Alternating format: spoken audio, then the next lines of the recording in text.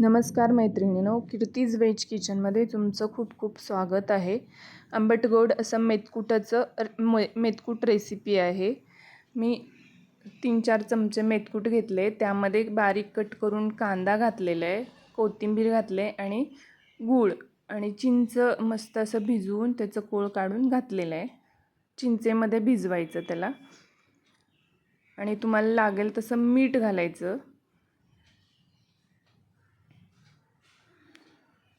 मस्त असं सगळं एकत्र करून घ्यायचं.